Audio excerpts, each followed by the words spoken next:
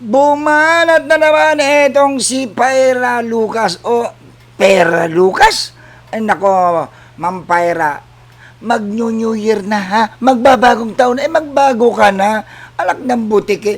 Buong content mo ata dyan sa page mo at saka itong mala rapid action na galawan mo na gaya-gaya. Diyos mio. Buong politiko ata ng lahat na ata ng politiko diyan sa Tarlac talagang kinamumuhian mo at panay ang banat mo nakakapagtaka lang na teka, hindi mo tinatantanan talaga at ito naman sinasabi mo bakit lahat ng project ng gobyerno ay kasabwat kayo. Ano may mga banat na yan, dapat may ebidensya. Dapat dinadala mo sa DILG o sa ombudsman at para aksyonan nila kung meron mang anomalya talaga. Puro na lang sa social media mo dinadala. Yung ginagawa mo paninirang puri yan.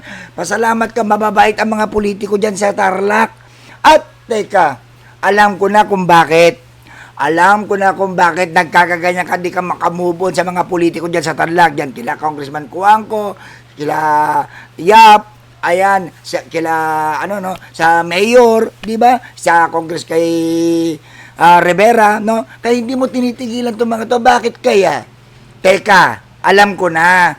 May idea na ako kung bakit hindi mo tinatantanan itong mga tao na to, no? Paalala ko lang, hindi ba ang dami nating pogo dyan sa Tarlac, di ba? Naalala natin nung sa Banban pa, di ba? Yung kaibigan mo, di ba? Na nakulong na. Eto. Alam naman natin na yung mga konektado dyan sa mga pogo, dati na dyan naman na pagtatanggal na, dikit kay Tatay Digong. Yung Tatay Digong yung karton. Di ba? Teka.